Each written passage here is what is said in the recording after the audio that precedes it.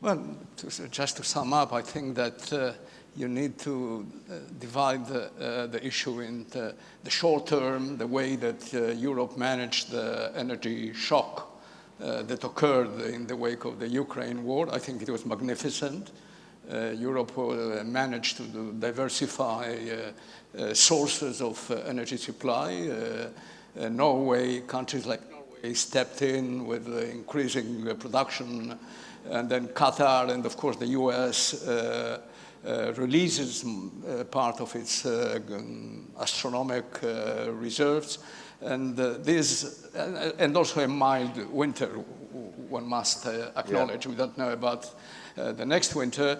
All this helped expose the limits of Russian blackmail, in a way. So that was good short term.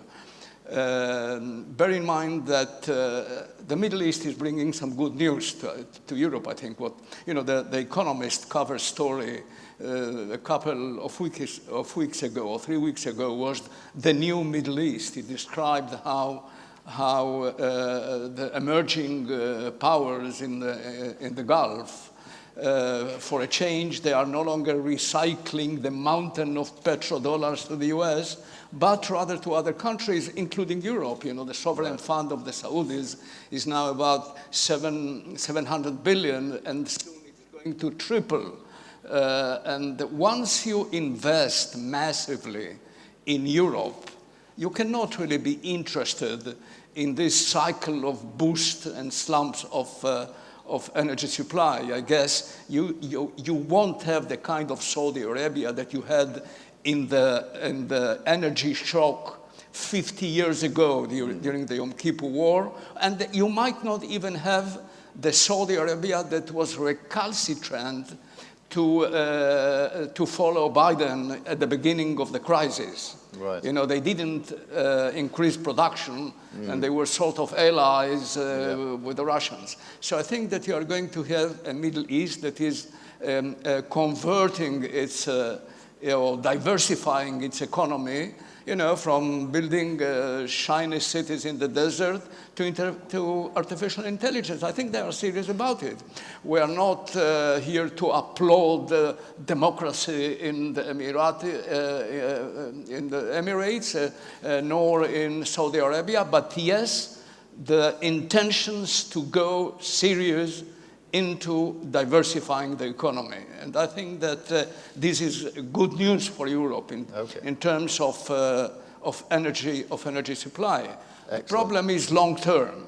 So if you want the minister to step in, I will perhaps wrap up later on. Okay. Yeah, we will have further opportunities to explore some of those themes that you raised. Okay, well, back to us. It's just the three of us now. Yes, well, I'll be very, very quick. I think that we should be very happy that the two ministers were quite upbeat about the chances of supply and the capacity to absorb the shock. I think that the minister might agree with me that there is, it is an uneven situation within Europe in terms of capacity of storage, for example.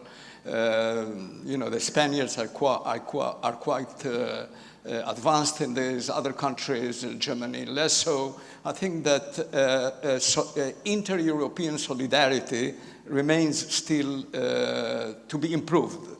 Another thing is that, and I agree with the two ministers, that the problem is grids, not pipelines. And then you'll have to look, however, at the long term. What is the long term? And the long term, it should be based inevitably on the fact that affordable energy supplies, uninterrupted affordable energy supplies from foreign sources cannot be a long-term strategy. And therefore, you need to shift to renewables. And when you shift to renewables, you have a fascinating problem. One is that you move from reliance on Russia to reliance on China because of this business of rare earth minerals that are fundamental, if you wish, to to invest in alternative energies, for turbines, for panel solars. You can't do without it. There was recently an intervention of Xi Jinping, where he said, yes, we know that the Middle East has oil, but we have rare earth. They produce about 70% of all minerals that are conducive to the construction of, or to the shift to renewables. And the shift to renewables is extremely expensive. It's extremely expensive, particularly in an era of high inflation, of capital that is very expensive. So I think, by the way, last March, the European Union has published its strategy about raw materials, how Europe should display its strategy to acquire raw materials. I think that Europe needs to be much more assertive with China. It is true, as Xi Jinping says, that they have most of the minerals. But at the same time, China, unlike Russia, is a global power. It is integrated in the global economy. For the Chinese, Europe is extremely essential, extremely important as a market, particularly when they are in dispute with the United States, when there is this decoupling of economies and mutual sanctions and competition on the technological level. So I think that Europe has something to sell and needs to be more assertive.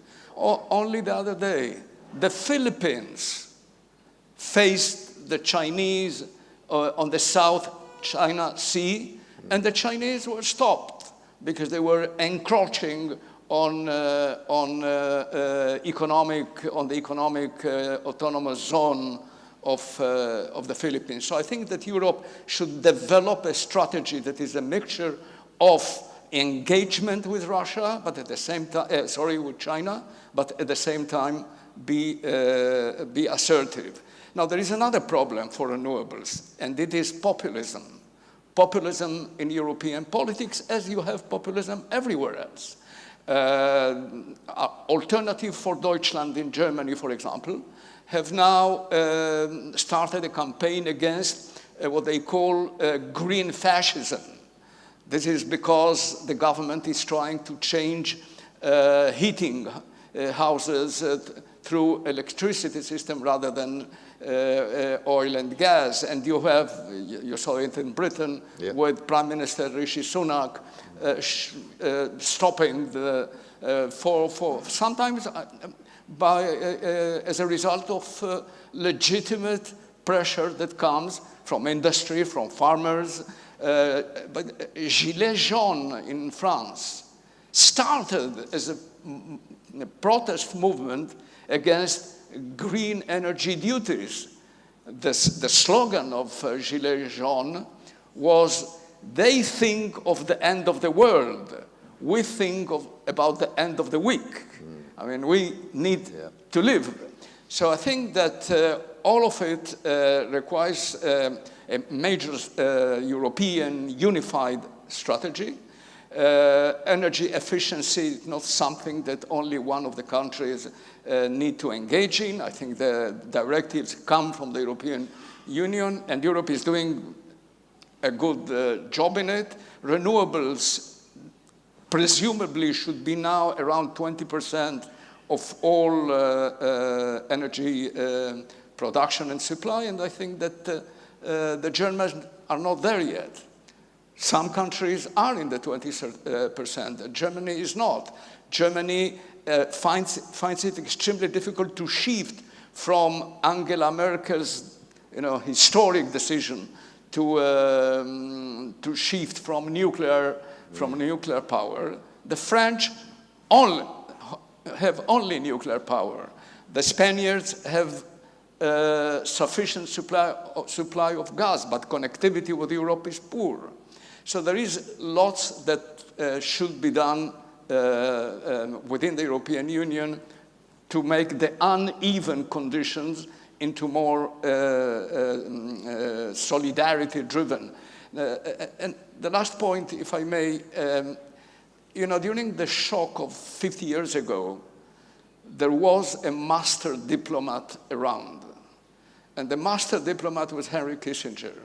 The prices of energy quadrupled within days when the 1973 war started. And it took a couple of months for Henry Kissinger to work to stop the war that was the trigger for the energy shock. Now, we have this war that is the trigger of the energy shock, and we do not have a diplomatic solution. Neither do we have the diplomacy for it at all. I mean, the West supports Ukraine, which is what the West should do, but the West doesn't have an image of the end game. Where does this stop? Do we have a diplomatic vision for the end of the war, which will help the short-term, in resolving the short-term problems of energy supply? I think this is the difficulty of shifting to renewables. And the question of European solidarity are the three major challenges. The good news is that Europe has overcome in a magnificent way the short-term problem that was created by the war in Ukraine. But still, we need a long-term strategy, not just for each of the regions, but for Europe as a whole.